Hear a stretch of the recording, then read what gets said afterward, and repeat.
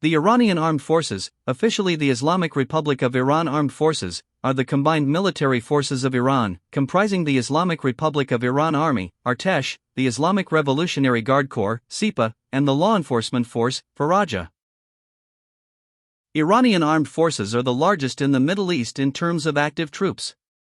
Iran's military forces are made up of approximately 610,000 active duty personnel plus 350,000 reserve and trained personnel that can be mobilized when needed, bringing the country's military manpower to about 960,000 total personnel. These numbers do not include law enforcement command or basage.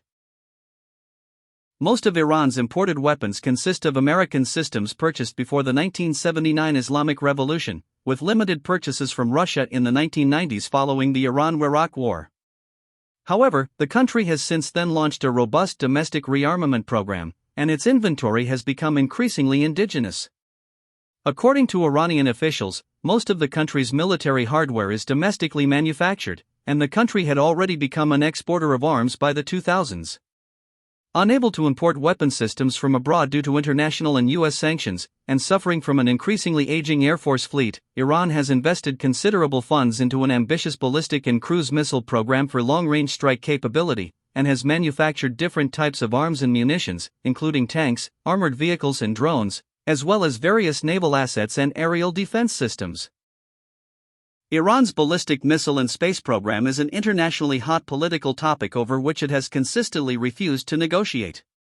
Iranian authorities state that the country's missile program is not designed to deliver nuclear payloads, but used only for surgical strikes, and is therefore not relevant to any nuclear negotiations with the P5+1. The Iranian drone program has also raised concerns across the Middle East and much of the Western world, especially with proliferation among Iranian allied forces in the Middle East, as well as exports to countries hostile to the U.S.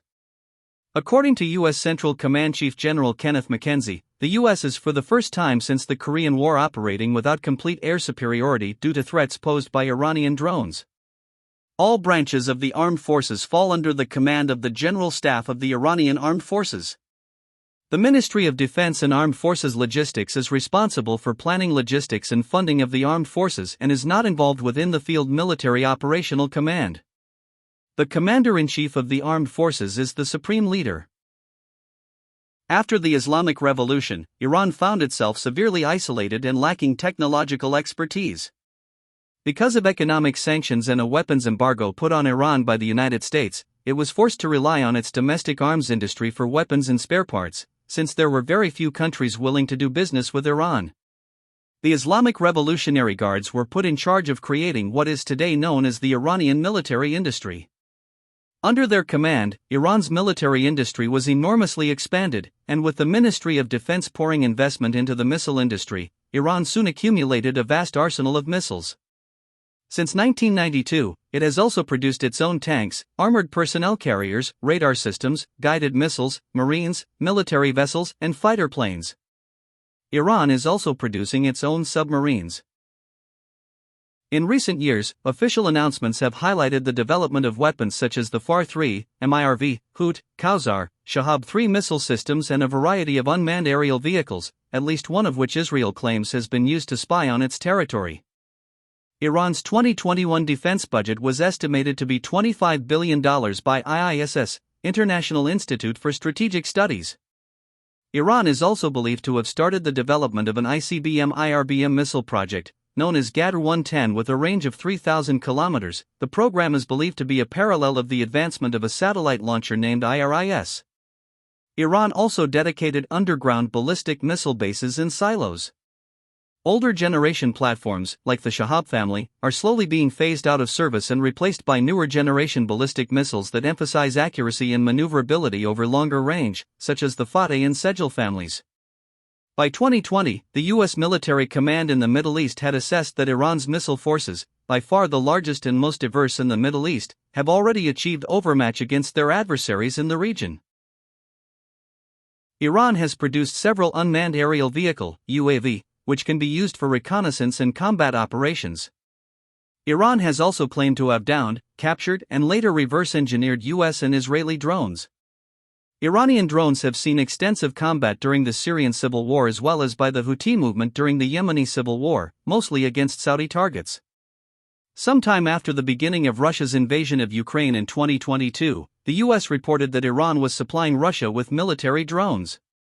Iran later confirmed the reports, though it denied the drones were meant to be used in the Ukraine war, and added that China was on the list of countries looking to import Iranian drones.